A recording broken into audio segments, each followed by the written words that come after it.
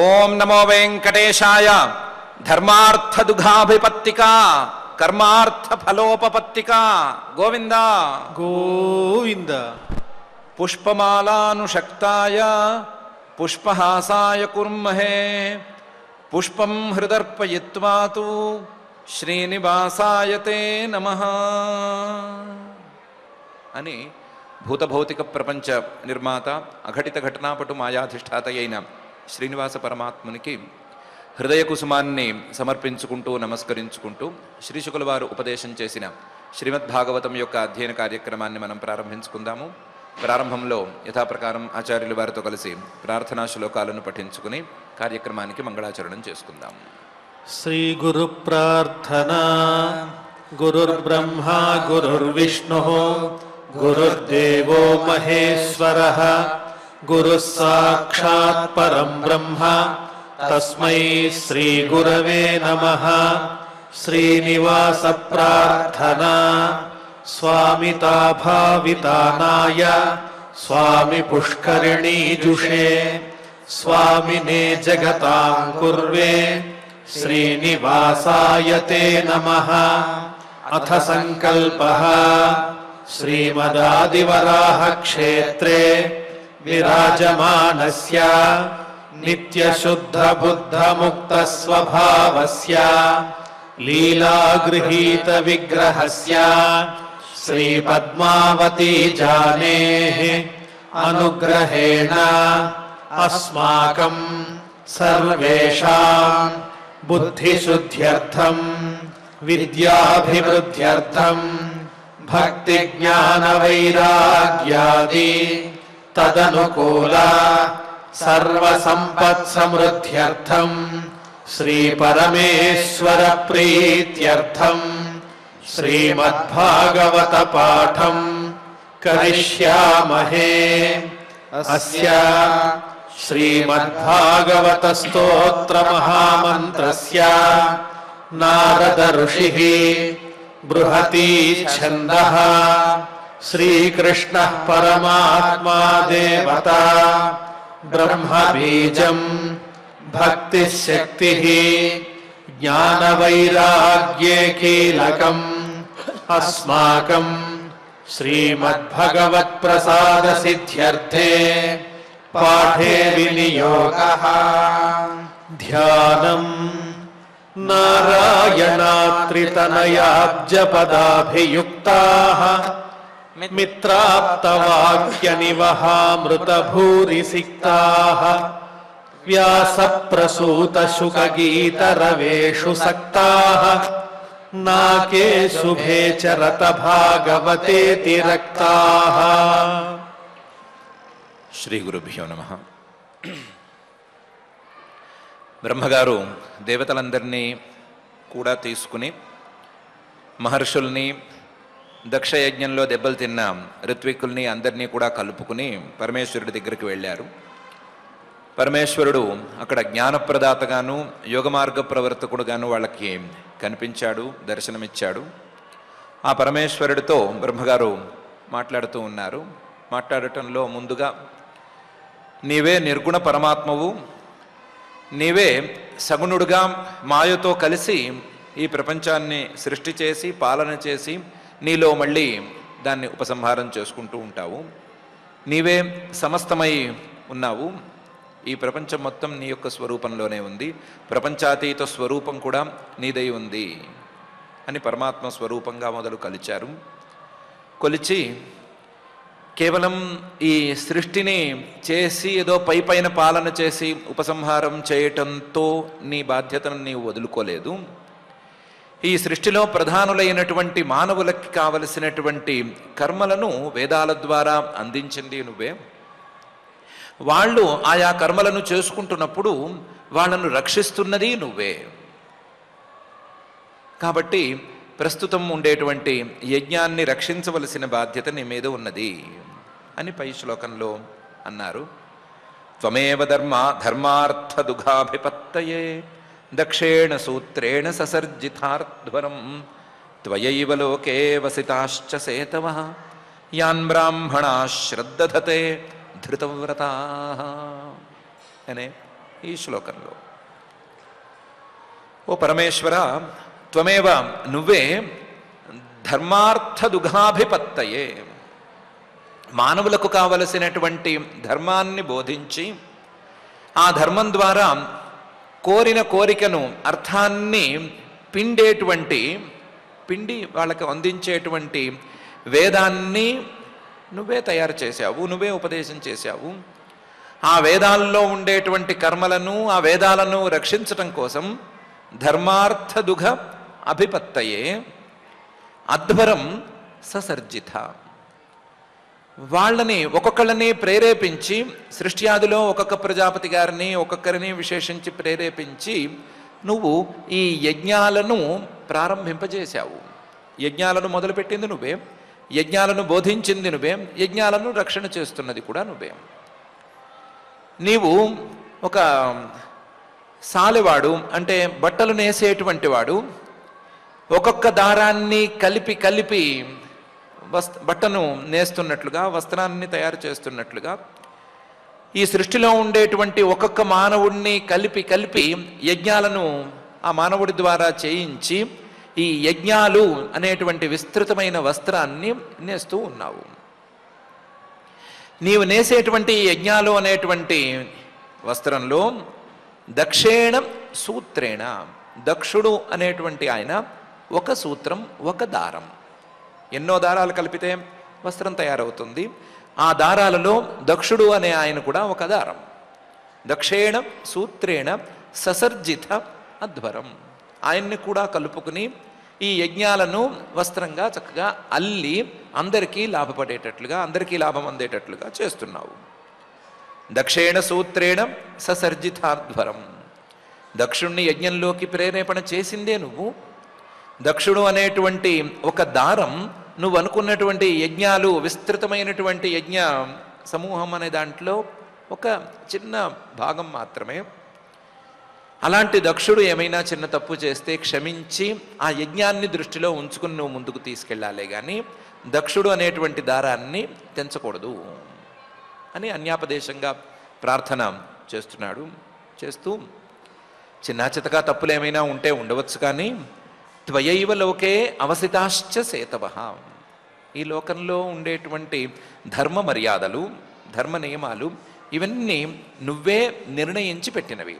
త్వయైవ లోకే అవసితాశ్చ సేతవః, ఆ సేతవః ఆ ధర్మ మర్యాదల్ని, ఆ నియమాలని, వాటన్నిటినీ కూడా యాన్ బ్రాహ్మణాః శ్రద్ధదతే ధృతవ్రతాః, దక్షుడు మొదలైనటువంటి బ్రహ్మపుత్రులు, ఈ బ్రాహ్మణులు అందరూ కూడా శ్రద్ధదతే శ్రద్ధగా ఆచరించుకుంటున్నారు.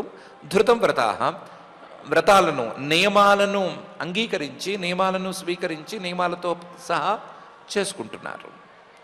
ఈ నియమాలను పాటించటంలో కానీ, లేదా శ్రద్ధలో కానీ, లేదా ధర్మాచరణలో కానీ చిన్న లోపాలు నడిస్తే నడవచ్చు, లోపాలు పెద్ద లోపాలైనా అందులో ఉంటే ఉండవచ్చు. కానీ ఈ ధర్మ మార్గం అనేది మాత్రం నువ్వు చెప్పిన మార్గం, నువ్వు చెప్పిన మార్గంలోనే వాళ్ళు ఉన్నారు, కాబట్టి వాళ్ళ మీద నువ్వు కనికరం చూపించవలసింది అని కూడా బ్రహ్మ గారు అన్యాపదేశంగా రెండవ భాగంలో కూడా ప్రార్థన చేస్తున్నారు. త్వమేవ ధర్మార్థ దుఘాభిపత్తయే దక్షేణ సూత్రేణ ససర్జితాధ్వరం త్వయైవ లోకే వసితాశ్చ సేతవః యాన్ బ్రాహ్మణా శ్రద్ధధతే ధృతవ్రతాః అనే ఈ శ్లోకంలో. అయ్యా స్వామి, కేవలం కర్మలను ప్రోత్సహించటం కాదు, కర్మలు చేయమని ప్రోత్సహించటం కాదు, లేదా కర్మ మర్యాదలను, ధర్మ మర్యాదలను ఏర్పరిచి ఊరుకోవటం కాదు. త్వం కర్మణాం మంగళమంగళానాం కర్తుస్మ లోకే తనుషే స్వః పరం వా అమంగళానాంచ తమిశ్రముల్బణం విపర్యయ కేన తదేవ కస్యచిత్ అని నువ్వు కర్మ ఫలితాలను కూడా అందిస్తున్నావు అని ఈ శ్లోకంలో చెప్తూ ప్రస్తుతానికి అన్వయించేటట్లుగా మరొక విషయాన్ని కూడా చెప్తున్నారు. త్వం, ఓ పరమేశ్వర, నువ్వు కర్మణాం, కర్మల యొక్క, మంగళానాం, మంచి కర్మల యొక్క ఫలితాలను అందిస్తున్నావు. త్వం కర్మణాం మంగళానాం కర్తుః, ఆ మంగళ కర్మలను చేసే కర్తకి ఫలితాలను అందిస్తున్నావు. ఎందుకంటే నీవే శివస్వరూపుడివి, నువ్వే మంగళస్వరూపుడివి. మంగళస్వరూపుడివి కాబట్టి మంగళ కర్మలను అంటే మంచి కర్మలను శుభకర్మలను చేసేవారికి ఆ ఫలితాలను అందేటట్లు నువ్వే చూస్తున్నావు. కర్మ ఫలప్రదాతవి నువ్వే. అందులో ఎవరైనా సరే లోకంలో ఎవరైనా కర్మలు చేసేటప్పుడు సకామనంగా చేశారా, కోరికతో చేశారా, అలాంటప్పుడు వారికి ఆ కోరికకు తగ్గట్లుగా స్వర్గాన్నో మరొక దాన్నో ఫలితాన్ని ఇస్తున్నావు. లోకం తనుషే స్వహ. ఎవరైనా స్వర్గకామనతో కానీ లేదా ఇంకొక కోరికతో కానీ కర్మలు చేసుకునే మాట అయితే వారి కోరికకు తగ్గట్లుగా ఆయా ఫలితాలను అందిస్తున్నావు. అదే ఒకవేళ వాళ్ళు ఏ కోరిక లేకుండా నిష్కామంగా కేవలం విహితమైనటువంటి కర్మ అనే అభిప్రాయంతో చేశారా, అప్పుడు పరంవా అన్నిటికంటే ఉత్తమమైనటువంటి తత్వజ్ఞానం అనే ఫలితాన్ని కూడా అందిస్తున్నావు. ఈ లోకంలో పైలోకాలలో ఉండే ఫలితాలు ఇవన్నీ ఒక ఎత్తైతే వాటిని అందించేవాడివి నువ్వే. ఫలితాలన్నిటికీ చివరి ఫలితమైనటువంటి తత్వజ్ఞానాన్ని అందజేసేవాడివి కూడా నువ్వే. మొత్తం మీద కర్మ ఫలప్రదాతవు నువ్వు. ఒకవేళ చేసేటువంటి కర్మలు శుభకర్మలు కాకపోతే, చేసేటువంటి కర్మలు వేద నిషిద్ధమైన కర్మలైతే, వేదంలో ఫలానా కర్మలు చేయకూడదు, ఫలానా రకంగా ఉండకూడదు అని నిషేధం గనక చేసి ఉంటే, అమంగళానాం అలాంటి అమంగళ కర్మలకు ఉల్బణం ఘోరమైనటువంటి తమిశ్రం నరకాన్ని కూడా నువ్వే అందిస్తున్నావు. మంచి కర్మలకు మంచి ఫలితాలను అందించడం మాత్రమే కాదు, చెడు కర్మలకు చెడు ఫలితాలను అందించటానికి కూడా నీవే ఉన్నావు. అమంగళానాంచ తమిశ్రం ఉల్బణం. నువ్వు ఈ రకంగా అన్ని కర్మలకు ఫలితాలను అందిస్తున్నావు కదా, కానీ ఈ కర్మల యొక్క స్వభావాన్ని బట్టి అక్కడక్కడ అప్పుడప్పుడు కర్మలు తారుమారైపోతున్నాయి. శుభకర్మలు అశుభకర్మలుగా మారిపోతున్నాయి ఒక్కొక్కప్పుడు రేర్ కండిషన్స్లో అశుభకర్మలు కూడా శుభకర్మలుగా మారిపోతున్నాయి. విపర్యయ కేన తదేవ కస్యచిత్. కస్యచిత్ ఏదో ఒక కర్త కేనచిత్ ఏదో ఒక కారణంతో ఏమైనా తప్పు చేస్తే మంగళకర్మ శుభకర్మ కాస్త విపర్యయ మారిపోతోంది, మారిపోయి అశుభకర్మగా మారిపోతోంది. ఎక్కడైనా చాలా 1-2 కేసుల్లో ఏమవుతోంది అంటే, ఒక కర్త కావాలని మంచి పని చేయకపోయినా, మంచి పని అనుకుని మొదలుపెట్టకపోయినా చివరికి అతను చేసేటువంటి పని మంచి పనిగా మారిపోతోంది. పర్యవసానం విపర్యయగా మారిపోతోంది. ఏదో అక్కడక్కడ పురాణాల్లో వినేటువంటి దృష్టాంతాలు చెప్పుకోవచ్చు. బోయవాడు ఏదో వేట కోసం వెళితే చివరికి శివరాత్రి వ్రతం చేసుకున్నాడు, ఇలాంటివేవో చెప్పుకోవచ్చు. ఎన్ని ఉదాహరణలున్నా ఉన్నాయి. కానీ ప్రస్తుతానికి మంచి పని కోసం ప్రారంభం అంటూ చేసుకుని దాన్ని చెడగొట్టుకున్న ఉదాహరణ దక్షుడి రూపంలో మనకు కనిపిస్తోంది. నువ్వు మంచి పనులకు ఫలితాన్ని ఇచ్చేవాడివి, చెడు పనులకు ఫలితాన్ని ఇచ్చేవాడివి, అంటే సత్కర్మలకు ఫలితాన్ని ఇచ్చేవాడివి, నిషిద్ధ కర్మలకు నిషిద్ధ ఫలితాన్ని ఇచ్చేటువంటి వాడివి. కానీ కర్మలు అయిపోయినప్పుడు కాస్త దయ చూపి ఫలితాన్ని ఇవ్వవలసిన అవసరం ఉంది. ఆ దక్షుడు మంచి యజ్ఞం అనుకునే ప్రారంభం చేశాడు, కానీ అతను చేసిన తప్పు వల్ల కర్మ తిరగబడిపోయింది, కర్మ కాస్త దుష్కర్మగా మారిపోయినా సరే నువ్వు కాస్త అతని మీద దయ చూపించాలి. కర్మ ఫలితాన్ని ఇచ్చేటప్పుడు అతని మీద కాస్తంత కృపతో ఉండాలి అని బ్రహ్మగారు మొదలు పెడుతూ త్వం కర్మణాం మంగళమంగళానాం కర్తుస్మ లోకం తనుషే స్వఃపరం వా అమంగళానాంచ తమిశ్రముల్బణం విపర్యయ కేన తదేవ కస్యచిత్ అని అంటున్నారు. కర్మ ఫలితాలను ఇచ్చేవాడివి నువ్వే అయినప్పుడు కర్మ ఫలితాలను ఇచ్చే విషయంలో కొంతమంది మీదైనా కాస్త దయ చూపవలసిన అవసరం ఉంది అనటానికి ఉపోద్ఘాతం ఈ శ్లోకంలో చేసుకున్నారు. ఒకవేళ నువ్వు అడుగుతావేమో, అసలు తప్పులు ఎందుకు జరగాలి, తప్పులు ఎందుకు చేయాలి? సత్కర్మ ప్రారంభించిన వాడు దాన్ని సత్కర్మగానే పూర్తి చేసుకోవాలి కదా, తప్పులు చేయాల్సిన అవసరం ఏముంది అని అడుగుతావేమో. తప్పులు జరిగేందుకు అవకాశం లేదు. ఎప్పుడంటే నవై సతాం త్వచ్చరణార్పితాత్మనాం భూతేషు సర్వేష్వభిపశ్యతాంతవ భూతాని చాత్మన్యపృథగ్ దిదృక్షతాం ప్రాయేణ రోషోభిభవేద్యథా పశుం అనే తీరులో అయితే తప్పులు జరగవు. కానీ అలా లేకపోతే తప్పులు జరుగుతాయి. నవై సతాం సతాం సత్పురుషులు గనక కర్మలను ప్రారంభిస్తే, సత్పురుషుడు అంటే మంచివాడు అని లోకంలో ఎవరూ ముద్ర వేయనక్కర్లేదు. సత్పురుషుడు మంచివాడు అంటే త్వచ్చరణార్పిత ఆత్మ, నీ పాదారవిందం మీద మనస్సును నిలబెట్టిన వాడు.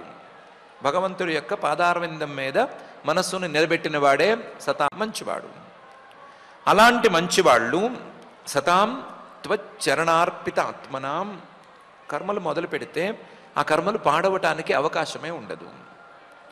ఎందుకు అవకాశం ఉండదు అంటే, కర్మలను పాడు చేసేది ప్రధానంగా కోపం.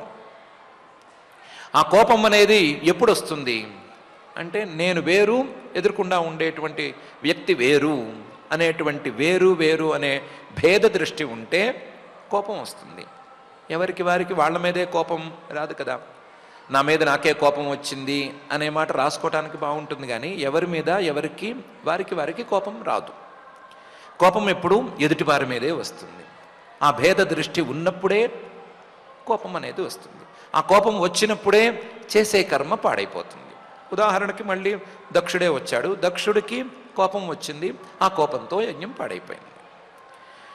కానీ భూతేషు సర్వేష్వభిపశ్యతాం తవ, మొత్తం ఈ సృష్టిలో ఉండేటువంటి ప్రాణులందరిలోనూ నిన్నే చూసుకోవటం అనేది వచ్చేస్తే, ప్రాణులందరిలోనూ పరమేశ్వరుడు పరమాత్మ తప్ప మరొకరు లేరు అనేటువంటి దృష్టి ఏర్పడితే భేద దృష్టికి అవకాశం ఎక్కడుంది?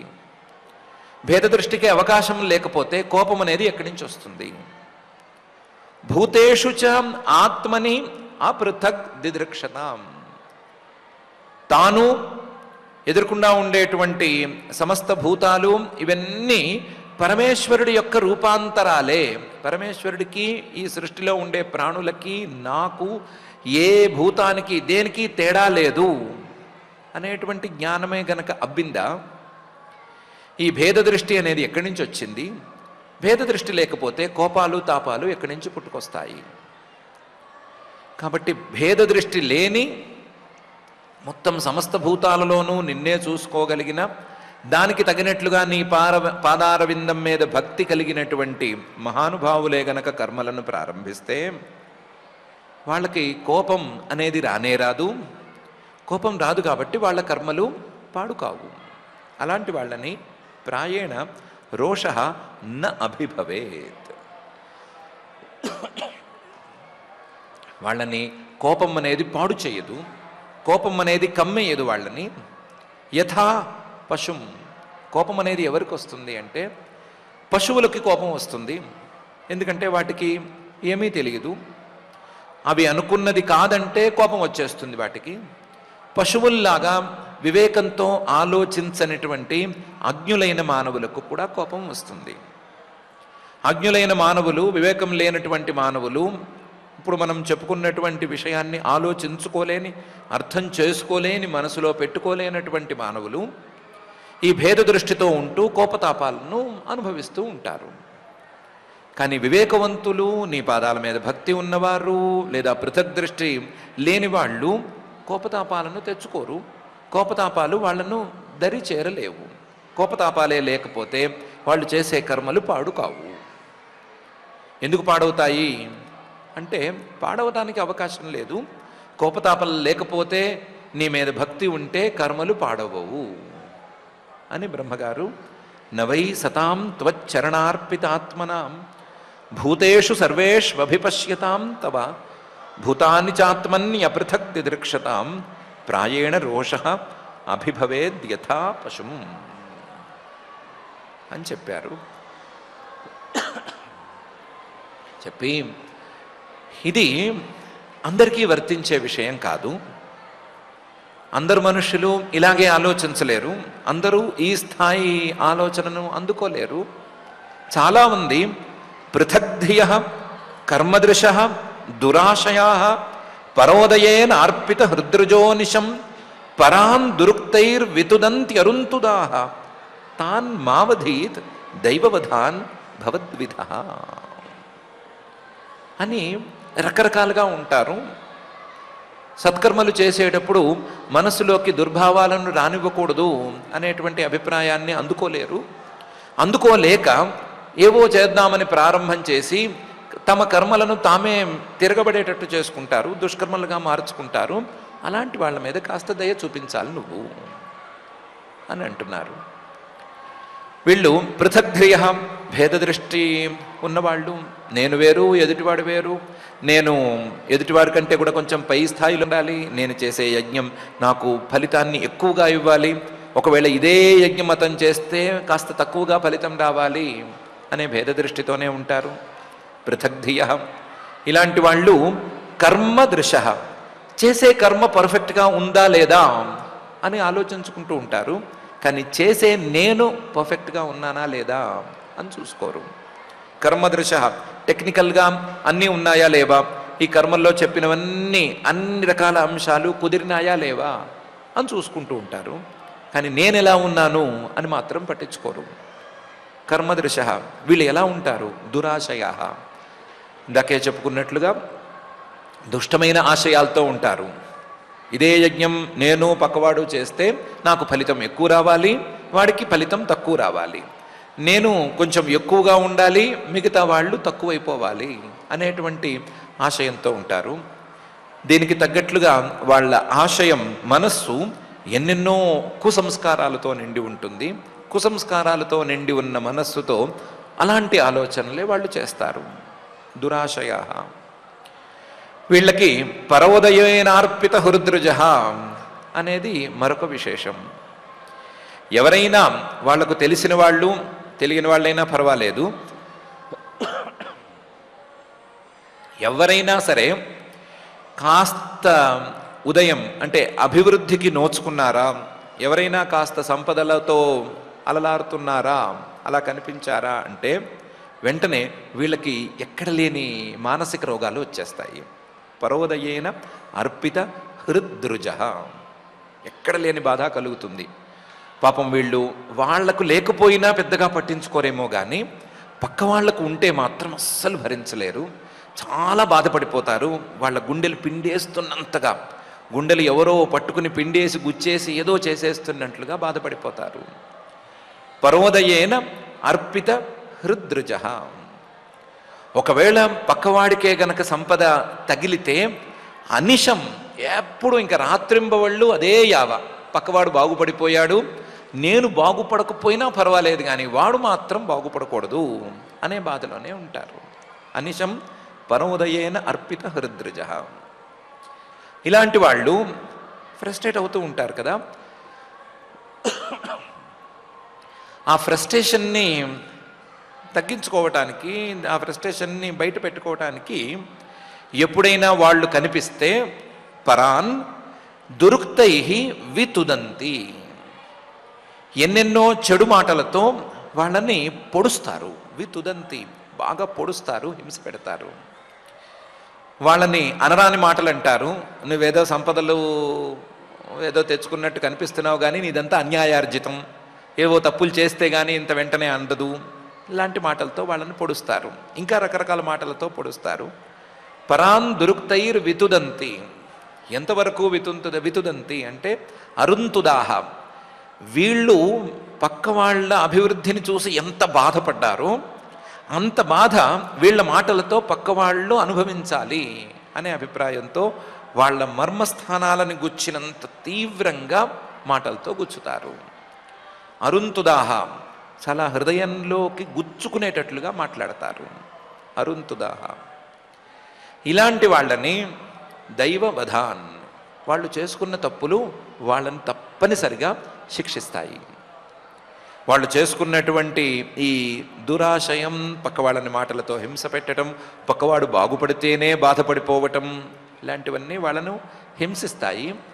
ఇలాంటి వాడిని ప్రత్యేకించి ఎవరూ శిక్షించనవసరం లేదు. తాన్ మావధీత్ భవద్విధ. అందులోనూ నీలాంటివాడు పరమేశ్వరుడు అందరికంటే గొప్పవాడు, నిరుపమ, ఎవరితోనూ పోలిక లేనివాడు. ఇలాంటి వాళ్ళని గురించి పట్టించుకోనక్కర్లేదు. వాళ్ళు చేసుకున్న కర్మలకి వాళ్ళు ఫలితాన్ని అనుభవించి తీరతారు. వాళ్ళ మీద దృష్టి పెట్టి వీడు తప్పు చేస్తున్నాడు, వీడి యజ్ఞాన్ని పాడు చేయాలి అని నువ్వు అనుకోనక్కర్లేదు. వాడి యజ్ఞాన్ని వాడే పాడు చేసుకుంటాడు, వాడి కర్మని వాడే పాడు చేసుకుంటాడు. కాబట్టి నీవు ఇలాంటి వాళ్ళ మీద కోపం తెచ్చుకోవద్దు అని బ్రహ్మగారు అంటున్నారు. కర్మలను పాడు చేసుకోవటానికి, చేసే మంచి పనులు పాడు చేసుకోవటానికి ఈ భేద దృష్టి మూలం అనుకుంటే పృథగ్ధియ, చేసే నేను ఎలా ఉన్నాను అని ఆలోచించుకోకుండా కర్మదృశ, కేవలం చేసే పని టెక్నికల్గా పర్ఫెక్ట్గా ఉందా లేదా అని చూసుకోవటం అనేది ఇంకొక కారణం. దీనికి దురాశయా, చేసేటువంటి వ్యక్తి మనస్సు సవ్యంగా లేకపోవటం అనేది ప్రధాన కారణం. వీటన్నిటినీ మించి పక్కవాళ్ళు బాగుపడకూడదు అనేటువంటి అభిప్రాయం ఇంకా పెద్ద కారణం. పరోదయేనార్పిత హృద్రజ అనిశం అనేది. ఇలాంటి వాళ్ళు చేసే పనులు పరాన్ దురుక్తైర్ వితుదంత్యరుంతుదాహ అనేటువంటి పనులు వాళ్ళని దైవహతాన్ లేదా దైవవధాన్గా మార్చేస్తాయి. వాళ్ళు చేసే మంచి పనులకు ఫలితాలను సరిగ్గా అందుకోలేరు. పైపెచ్చు చేసిన ఈ తప్పులకు ఫలితాలను అందుకుని తీరుతారు అని ఒకవైపు బ్రహ్మగారు చెప్తూనే ఉన్నారు. ప్రస్తుత సందర్భంలో దక్షుడి మీద ప్రత్యేకించి నీవు కోపం ప్రదర్శించనక్కర్లేదు, దక్షుణ్ణి క్షమించటానికి గల అవకాశాలను పరిశీలించవలసింది అని కూడా ఇంకొక వైపు అంటున్నారు. ఇలాంటి వాళ్ళని ఎవరినైనా, దక్షుడు కావచ్చు, XYZ ఎవరైనా కావచ్చు, వీళ్ళందరినీ కూడా నీవు క్షమించవలసింది అని అంటున్నారు. పృథగ్ధియ కర్మదృశో దురాశయా పరోదయేన అర్పిత హృద్రజో నిశం పరాన్ దురుక్తైర్ వితుదంత్యరుంతుదాహ తాన్ మావధీర్ దైవవధాన్ భవద్విధ అనే ఈ శ్లోకంలో. ఇదెక్కడి గోలా? తప్పులు చేయటం ఎందుకు? నీలాంటి పెద్ద మనుషుల్ని పంపించి సారీ చెప్పించటం ఎందుకు? అయ్యోజో వాళ్ళ మీద మీరు దృష్టి పెట్టక్కర్లేదు, వాళ్ళంతటా వాళ్ళే, వాళ్ళ పాపాన వాళ్లే పోతారు అని అనిపించడం ఎందుకు? ఈ అడుసు తొక్కనేలా, కాలు కడగనేలా అన్నట్లుగా లేదా ఇది అని పరమేశ్వరుడు అడుగుతాడేమో అని.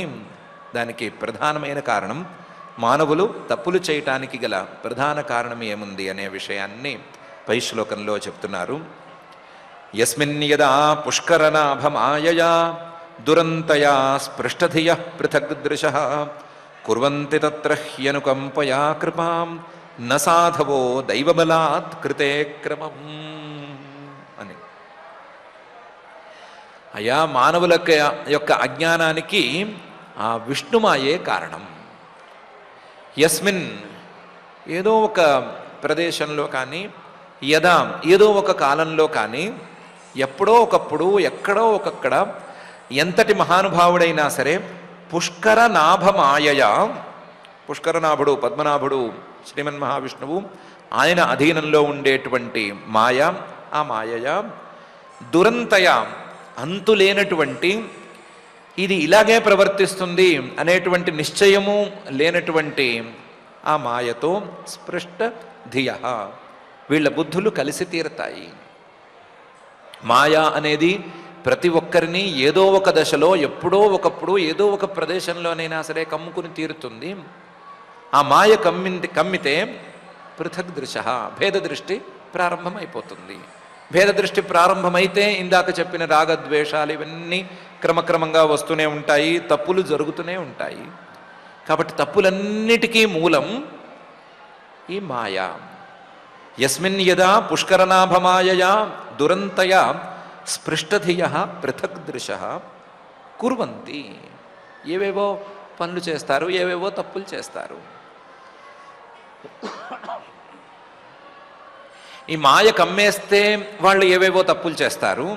కానీ మాయ కమ్మేసి మాయతో ఉండేవాళ్ళు, అజ్ఞానంలో మునిగి ఉన్నవాళ్ళు ఏమైనా తప్పులు చేస్తే మాత్రం కుర్వంతి తత్ర యనుకంపయా కృపాం సాధవ, అలాంటి వాళ్ళ మీద సాధువ మంచివాళ్ళు కాస్త దయతో ఇంకా దయను చూపిస్తారు.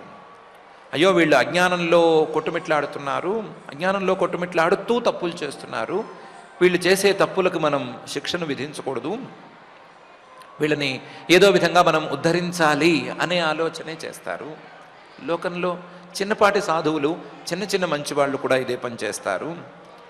దైవబలాత్ కృతే, దైవం తమ అధీనంలో లేనటువంటి మాయ మొదలైనటువంటి దాని ద్వారా కృతే ఏమైనా మానవులు పనిచేస్తే తత్ర క్రమం పరాక్రమం అనే దాన్ని సాధవ నకుర్వంతి, మంచివాళ్ళు పరాక్రమాన్ని ప్రదర్శించరు, క్షమించి ఊరుకుంటారు. లోకంలో సాధువులే మామూలు మంచివాళ్లే ఇలా క్షమించి ఊరుకునే మాట అయితే, సాధువులకల్లా సాధువువి, అందరికంటే మంచివాడివి, గొప్పవాడివి, నువ్వు వీళ్ళందరినీ క్షమించి తీరాలి కదా, కాబట్టి నువ్వు కూడా క్షమించాలి అని బ్రహ్మగారు ఒకవైపు ప్రార్థన చేస్తూనే మానవుల యొక్క తప్పిదాలకు వాళ్ళు పెంచి పోషించుకున్నటువంటి అజ్ఞానం కారణం అనే విషయాన్ని ఈ శ్లోకంలో చెప్తున్నారు. యస్మిన్ యదా పుష్కరనాభమాయయా దురంతయా స్పృష్టధియ పృథగ్దృశః కుర్వంతి తత్ర హ్యనుకంపయా కృపాం న సాధవో దైవబలాత్ కృతే క్రమం అని. ఒక సాధువు గారు మంచివాడు, ఆయన ఎక్కడో ఒక చెట్టు కింద కూర్చునున్నాడు. ఆ చెట్టుకు అవతల చిన్న నీరు పారుతోంది. ఆ నీళ్లలో ఒక తేలు కొట్టుకుపోతోంది. ఈ సాధువు గారు ఆ తేలును చూశాడు. చూసి పాపం ప్రాణి కొట్టుకుపోతోంది కదా, దీన్ని సంరక్షిద్దాము అని అనుకుని ఆ తేలు కింద చేయి పెట్టాడు. తేలు కింద చేయి పెట్టి నీళ్ళలోంచి దాన్ని పైకి లేపితే బయట తీరంలో పెడితే దాని మానాన వెళ్ళిపోతుంది అని అనుకున్నాడు. తేలు కింద చేయి పెట్టంగానే ఆ తేలు పాపం కుట్టేసింది. తేలు కుట్టిన అదుటికి ఈయన భరించలేకపోయాడు నొప్పిని. వెంటనే ఆ తేలుని నీళ్ళలో వదిలేశాడు. తేలు మళ్ళీ కొట్టుమిట్లాడుతోంది, నీళ్ళలో కొట్టుమిట్లాడుతోంది. తేలు మరి మునిగిపోవటానికి ఏమీ అవకాశం లేదు, కాసేపు ఈదుకుంటోంది. ఈయనకు నొప్పిని కాసేపు ఆపుకుని మళ్ళీ దాని కింద చేయి పెట్టాడు. మళ్ళీ ఆ తేలు ఈయన్ని కుట్టింది. ఆ కుట్టిన అదుటిని భరించలేక మళ్ళీ వదిలిపెట్టాడు. ఇలా 3 సార్లు జరిగింది. ఈ లోపల దారిని పోతున్న ఆసామి ఒక ఆయన అడిగాడు, ఏం తెలివయ్యా నీది, ఎవరైనా తేలు జోలికి పోతారా? తేలు కుడుతుందేమో అని భయపడి అందరూ పారిపోతారు కదా, అది కుడుతున్నా సరే 2 సార్లు 3 సార్లు దాని కింద ఎందుకు చేయి పెడుతున్నావు? దాన్ని నీళ్ళలో వదిలేస్తే అది మానాన్ని మునుగుతుంది, పోతుంది, ఏదో ఒకటి అవుతుంది, నీకెందుకు తేలుతో కుట్టించుకోవటం అని అడిగాడు. సాధువుగారు అన్నారు, తేలు కుడుతుంది ఎందుకంటే దానికి అదొక్కటే వచ్చు, దాని స్వభావం. దాని దగ్గరికి ఎవరు వెళ్ళినా నా మీద వీళ్ళు దాడి చేస్తున్నారనుకునో ఏదో ఒకటి అనుకుని అది కుడుతుంది. కుట్టడం అనేది దాని స్వభావం. రక్షించాలనుకోవటం అనేది నా స్వభావం. కుట్టిన అదుటికి భరించలేక తేలుని కింద పారేసుకుంటున్నానే కానీ భరించలేకపోతున్నాను ఆ క్షణాన. తేలు కుడితే వచ్చే నొప్పి గట్టి నొప్పి, అందుకని కింద పారేస్తున్నానే కానీ దాని మీద నాకు కోపం అంటూ ఏమీ లేదు. ఎవరికీ కోపం ఉండక్కర్లేదు. దాని స్వభావం ప్రకారం అది నడుచుకుంటోంది, మనం మన స్వభావం ప్రకారం నడుచుకోవాలి అని చెప్పాడు. ఆ చెప్పినటువంటి సాధువు చిన్నపాటి సాధువు, చాలా చిన్నపాటి సాధువు. ఇలాంటి సాధువులే తేలు లాంటి చిన్న చిన్న ప్రాణుల్ని కుడుతున్నా సరే క్షమిస్తుంటే, అందరికంటే గొప్పవాడివి నువ్వు. ఈ దక్షుడు అనేటువంటి తేలు ఏదో నిన్ను ఒక మాట అని కుడితే ఆయన్ని క్షమించరాదా? క్షమించవచ్చు కదా. వాడు అజ్ఞానంతో తప్పు చేశాడు అని అనుకోవచ్చు కదా. స్వభావం అంటే మానవులకు సంబంధించినంత వరకు అజ్ఞానంతో వాళ్ళు పెంచుకున్నటువంటి సంస్కారమే కదా. ఆ సంస్కారం ప్రకారం వాళ్ళు చేశారు, చేసిన వాడిని నువ్వు క్షమించరాదా అని బ్రహ్మగారు అడుగుతూనే ఉన్నారు. క్షమించమనే ప్రార్థనను కూడా చూపిస్తూనే ఉన్నారు. యస్మిన్ యదా పుష్కరనాభమాయయా దురంతయా స్పృష్టధియ పృథగ్దృశః కుర్వంతి తత్ర హ్యనుకంపయా కృపాం న సాధవో దైవబలాత్ కృతే క్రమం. అని చక్కగా అంటున్నారు. అయితే వాడు అజ్ఞానంతో తప్పు చేస్తే నేనెందుకు క్షమించాలి అని పరమేశ్వరుడు అయినటువంటి నువ్వు మాత్రం అడగకూడదు. ఎందుకంటే వాడికి నీకు తేడా ఉంది. ఏం తేడా ఉంది? భవాంస్తు పుంసః పరమస్య మాయయా దురంతయా స్పృష్టమతి సమస్తదృక్ తయా హత ఆత్మస్వనుకర్మ చేతస్వనుగ్రహం కర్తుమిహార్హసి ప్రభో అని తేడా ఉంది. భవాంస్తు నువ్వు మాత్రం పుంసః పరమస్య పరమపురుషుడివి పరమాత్మవి నీ యొక్క మాయయా మాయతో దురంతయా ఇందాక చెప్పుకున్నట్లుగా అంతులేని ఇలాగే నడుచుకుంటుంది అనేటువంటి నిశ్చయం లేని మాయతో అస్పృష్టమతి సంబంధం ఉన్నవాడివి కావు. ఆ మాయ ఏమి నిన్ను కమ్ముకోలేదు, ఆ మాయ ఏమి నిన్ను పాడు చేయటం లేదు. అందువల్ల నువ్వు సమస్త దృక్ సర్వజ్ఞుడివి. మిగతా మానవుల్లాగా మిగతా ప్రాణుల్లాగా ఏదో 1-2 విషయాలు మాత్రమే తెలిసి నాకు అన్నీ తెలుసు అని మిడిసిపాటు పడేవాడివి నువ్వు కావు. నువ్వు సమస్త దృక్ అన్నిటినీ చూడగలిగిన వాడివి, అన్నిటి యొక్క జ్ఞానమే స్వరూపంగా కలిగిన వాడివి. తయా హతాత్మసు నువ్వు పూర్తిగా వీళ్ళకి విలక్షణంగా ఉన్నావు కాబట్టి నీ మాయ ఎవరెవరినైతే దెబ్బతీసిందో తయా హతాత్మసు అనుకర్మ చేతస్సు ఎప్పుడు చూసినా ఏదో ఒకటి చేసుకుని ఏదో ఫలితాన్ని అందుకుందాము అనే ఆలోచనలతో వాళ్ళు నిండి ఉంటారు కదా, అలాంటి వాళ్ళ మీద అనుగ్రహం కర్తుమిహార్హసి ప్రభో అనుగ్రహమే నువ్వు చూపించాలి. నీవా మాయతో సంబంధం లేనివాడివి, వీళ్ళ మాయలోనే మునిగి తేలుతున్నటువంటి వాళ్ళు, తేలిన వాళ్ళు కాదు, తేలేవాళ్ళు కాదు, మాయలోనే మునిగి ఉండేటువంటి వాళ్ళు. మాయలోనే మునిగి ఉండే వాళ్ళ మీద మాయతో సంబంధం లేని సర్వజ్ఞుడివైనటువంటి నీకు కాస్త అనుగ్రహం ఉండాలి కదా. అందులో నువ్వు ప్రభో సమర్థుడివి, నువ్వు సమర్థుడికి అనుగ్రహం అనేది ఉండాలి కదా. కాబట్టి ఆ అనుగ్రహాన్ని వాళ్ళ మీద నువ్వు ప్రదర్శించవలసింది. భవాంస్తు పుంసః పరమస్య మాయయా దురంతయా స్పృష్టమతి సమస్తదృక్ తయా హతాత్మస్వనుకర్మచేతస్వనుగ్రహం కర్తుమిహార్హసి ప్రభో అని బ్రహ్మగారు నీవు మాయతో సంబంధం లేనివాడివి, మాయతో సంబంధం ఉన్నవాళ్ళు తప్పులు చేస్తే నువ్వు వాళ్ళని క్షమించగలవు అనేటువంటి ప్రార్థనను వ్యక్తం చేస్తున్నారు. ఈ సామాన్య మాటలు, సామాన్యంగా ఉండే జనరల్గా ఉండేటువంటి మాటలు వద్దు, నేను అసలు విషయానికి పాయింట్కి వచ్చేస్తాను అని పై శ్లోకంలో అంటున్నారు. కుర్వద్భరస్యోద్ధరణం హతస్య భోః త్వయా సమాప్తస్య మనోః ప్రజాపతేః నయత్ర భాగం తవ భాగినో దదుః కుయజ్వినో ఏన మఖో నినీయతే అని నేను వచ్చిన విషయం ఇది అని తేల్చి చెప్తున్నారు. స్వామి, దక్షుడు తప్పు చేశాడు, తప్పు చేసినందుకు నువ్వు శిక్షించావు, కానీ యజ్ఞం మధ్యలో ఆగిపోయింది. మధ్యలో ఆగిపోయినటువంటి యజ్ఞాన్ని మళ్ళీ నువ్వు ఉద్ధరించవలసింది. కురు అధ్వరస్య ఉద్ధరణం హతస్య, మధ్యలో ఆగిపోయింది కదా అధ్వరస్య ఈ యజ్ఞం, దాన్ని మళ్ళీ పునరుద్ధరించు. అందులోనూ త్వయా హతస్య, నువ్వే దాన్ని ఆపావు కదా, నువ్వే వీరభద్రుణ్ణి పంపించి ఆపావు కదా, ఆపిన వాడివి నువ్వే దాన్ని మళ్ళీ పునరుద్ధరించు. త్వయా హతస్య కాబట్టే అది అసమాప్తమంగా ఉంది. ఇంకొకళ్ళు అడ్డం వచ్చి ఉంటే కనుక భృగువు గారు ఒక హోమం చేసేసేవాడు, ఆ అడ్డాలు పోయి ఉండేవి. నువ్వు ఇందులో వేలు పెట్టావు కాబట్టే భృగువు గారికి ఏమీ పని కావటం లేదు. కాబట్టి అసమాప్తస్య, అది సమాప్తమయ్యే సమస్య లేదు. నువ్వు మళ్ళీ అనుగ్రహించి పునరుద్ధరించేంత వరకు ఆ యజ్ఞం మళ్ళీ నోచుకోదు. ఆ యజ్ఞం పూర్తి చేయడం ఎవ్వరి తరము కాదు. అసమాప్తస్య ఎవరికి? ప్రజాపతేహే, ఆ దక్షుడు యజ్ఞం, ఎవరి యజ్ఞమైనా సరే మధ్యలో ఆగిపోకూడదు. దక్షుడు యజ్ఞం ప్రజాపతి కాబట్టి ఆయన అసలు ఆగకూడదు. మననశీలుడు అయినటువంటి ఓ పరమేశ్వర, ఈ విషయం మీద కాస్త ఆలోచన చెయ్యి.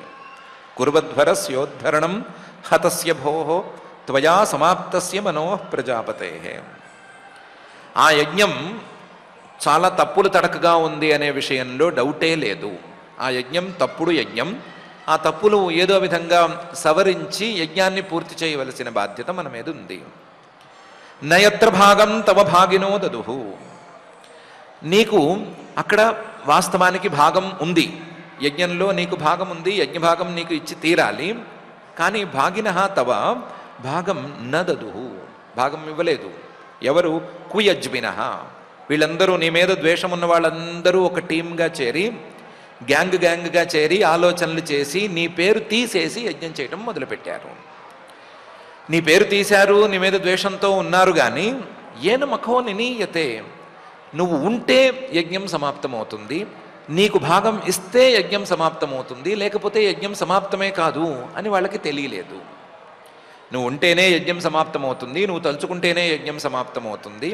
కాబట్టి నువ్వు ఉండాలి, ఉండి యజ్ఞాన్ని సమాప్తం చేయాలి అని బ్రహ్మగారు డైరెక్ట్ పాయింట్కి వచ్చేసి, కుర్ధ్వరస్యోద్ధరణం హతస్య భోః త్వయా సమాప్తస్య మనోః ప్రజాపతేః నయత్ర భాగం తవ భాగినో దదుః కుయజ్వినో ఏన మఖో నినీయతే అని అన్నారు.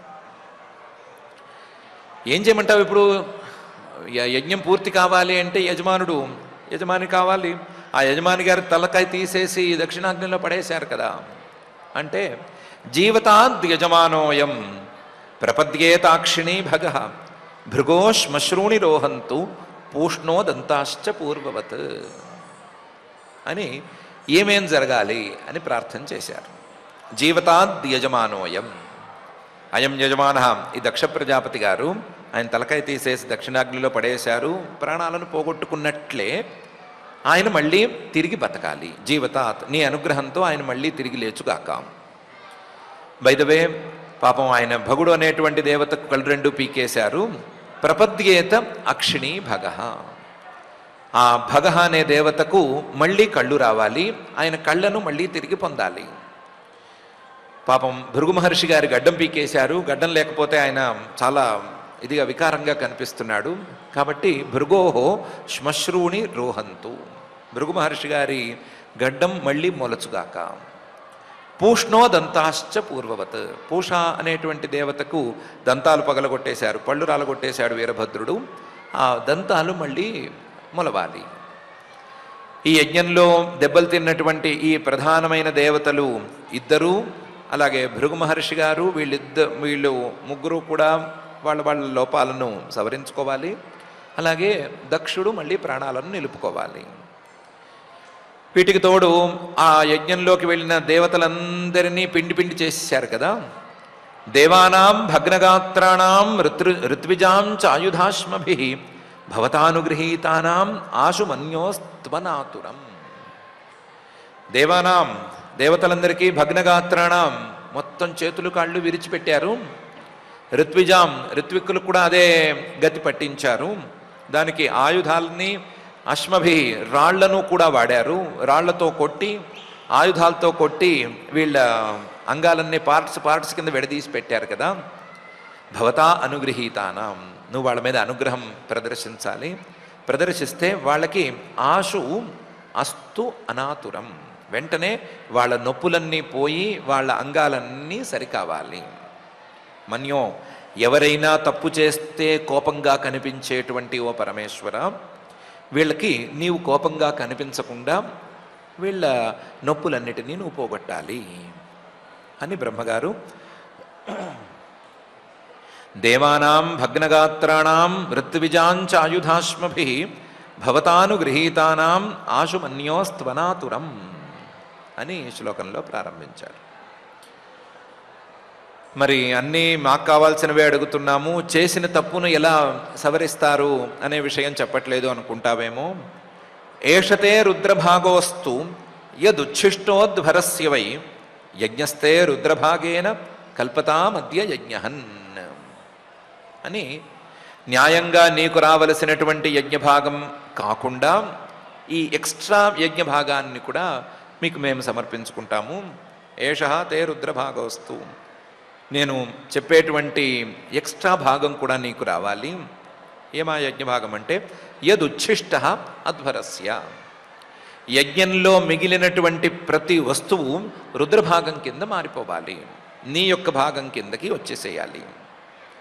యజ్ఞస్తే రుద్రభాగేన తే నీ యజ్ఞం ఇది, నువ్వు వేదాలలో ఉపదేశం చేసిన, నీవు ప్రవర్తింపజేసినటువంటి యజ్ఞం. ఇలాంటి యజ్ఞం ఈ రుద్రభాగంతో కల్పతామద్య, ఈరోజు మళ్ళీ పునరుజ్జీవం చెంది మళ్ళీ పూర్తి అవుగాక. యజ్ఞాన్న తప్పులు జరిగినటువంటి యజ్ఞాలను పాడు చేసేటువంటి ఓ పరమేశ్వర, ఈ తప్పులను సరిదిద్ది దక్షుడి యజ్ఞాన్ని మళ్ళీ పునరుద్ధరించవలసింది అని బ్రహ్మగారు ఏషతే రుద్రభాగోస్తు యదుచ్ఛిష్టోద్వరస్య వై యజ్ఞస్తే రుద్రభాగేన కల్పతామద్య యజ్ఞహన్ అని చెప్పారు. బ్రహ్మగారి మాటలతో 53 శ్లోకాలు కలిగినటువంటి రుద్ర సాంత్వనం అనే పేరు కలిగిన ఈ 6వ అధ్యాయం ఇక్కడికి పూర్తయిపోతోంది.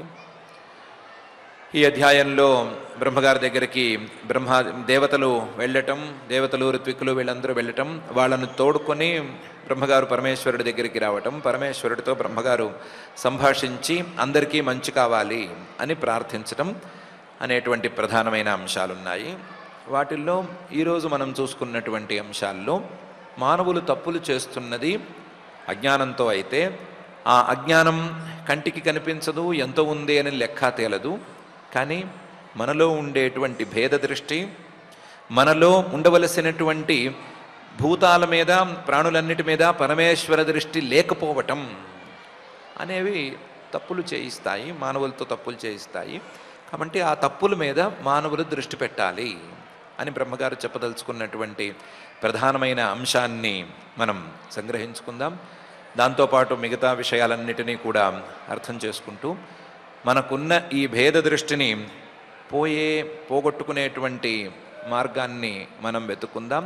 ఆ మార్గాన్ని మనకు అందించి భేద దృష్టిని పోగొట్టి, అజ్ఞాన ప్రభావాన్ని పోగొట్టి, మనతో తప్పులు చేయించకుండా చూడవలసిందిగా ఆ భూతభౌతిక ప్రపంచ నిర్మాత, అఘటిత ఘటనాపటు మాయాధిష్ఠాత అయిన శ్రీనివాస పరమాత్మని భక్తిగా ప్రార్థన చేసుకుందాం. ఇక పారాయణ కార్యక్రమాన్ని ప్రారంభించుకుందాం. ఈరోజు చతుర్థ స్కంధం 6వ అధ్యాయంలో 44వ శ్లోకం నుంచి మనం పారాయణ చేసుకుంటున్నాం. అథ శ్రీమద్భాగవతే పారమహంస్యాం సంహితాయాం చతుర్థ స్కంధే షష్ఠాధ్యాయే శ్లోకాః త్వమేవ ధర్మార్థదుఘాభిపత్తయే దక్షేణ సూత్రేణ ససర్జితాధ్వరం త్వయైవ లోకే వసితాశ్చ సేతవో యాన్ బ్రాహ్మణా శ్రద్దధతే ధృతవ్రతాః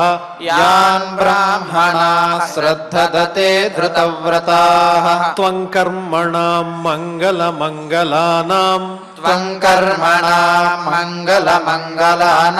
కర్తుస్మలోకం తనుషే స్వః పరం వా అమంగళానాం చ తమిశ్రముల్బణం విపర్యయః కేన తదేవ కస్యచిత్ న వై సతాం త్వచ్చరణార్పితాత్మనాం భూతేషు సర్వేష్వభిపశ్యతాం తవ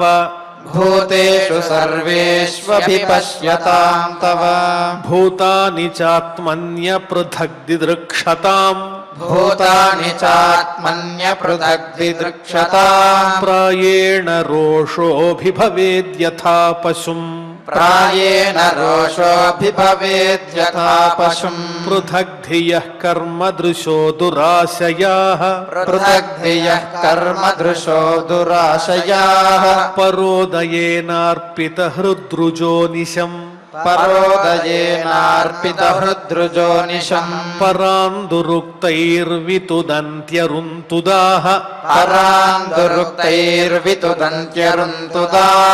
తాన్మావధీర్దైవ వధాన్ భవద్విధః तान्मावधीदैर्वदधान्मवद्विदः यस्मिन् यदा पुष्करनाभमायया यस्मिन् यदा पुष्करनाभमायया दुरुन्तया स्पृष्टधियः पृथग्दृशः दुरन्तया स्पृष्टधियः पृथग्दृशः कुर्वन्ति तत्र ह्यनुकम्पया कृपाम् कुर्वन्ति तत्र ह्यनुकम्पया कृपा न साधवो दैवबलात्कृते क्रमम् न साधवो दैवबलात्कृते क्रमम् भवांस्तु पुंसः परमस्य मायया भवांस्तु पुंसः परमस्य मायया दुरन्तया स्पृष्टमतिः समस्तदृक् दुरन्तया स्पृष्टमतिः समस्तदृक् तया हतात्मस्वनुकर्म चेतस्सु तया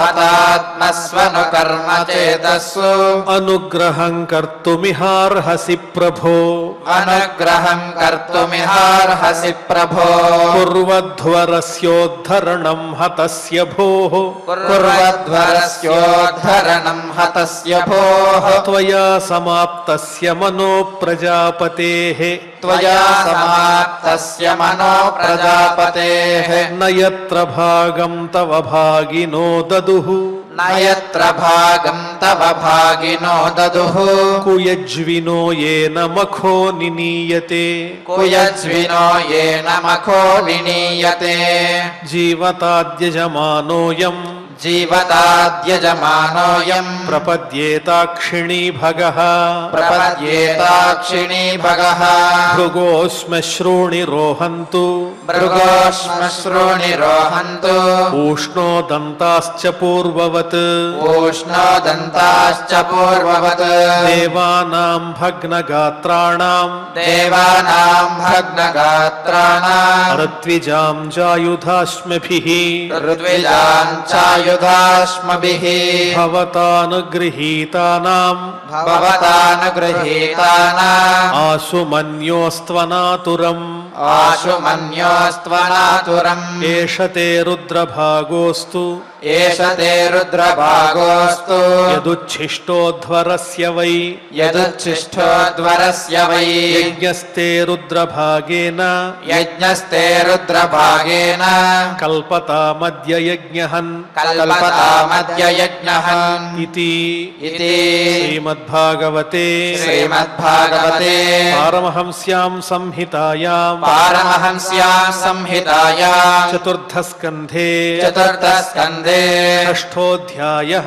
షష్ఠోధ్యాయః పారాయణ కార్యక్రమాన్ని పరిసమాప్తం చేసుకున్నాం. ఇప్పుడు అందరం కలిసి క్షమా ప్రార్థనాదులు పలుకుదాం. అథ క్షమా ప్రార్థన యదక్షరపదభ్రష్టం మాత్రాహీనం చ యద్భవేత్ తత్సర్వం క్షమ్యతాం దేవ నారాయణ నమోస్తుతే. అథ భగవత్సమర్పణం కాయేన వాచా మనసేంద్రియైర్వా బుద్ధ్యాత్మనా వా ప్రకృతే స్వభావాత్ కరోమి యద్యత్ సకలం పరస్మై నారాయణాయేతి సమర్పయామి. అథ లోకక్షేమ ప్రార్థనా సర్వే భవంతు సుఖినః సర్వే సంతు నిరామయాః సర్వే భద్రాణి పశ్యంతు మా కశ్చిద్ దుఃఖభాగ్ భవేత్. అథ మంగళం శ్రియః కాంతాయ కళ్యాణ నిధయే నిధయేధినాం శ్రీవేంకట నివాసాయ శ్రీనివాసాయ మంగళం.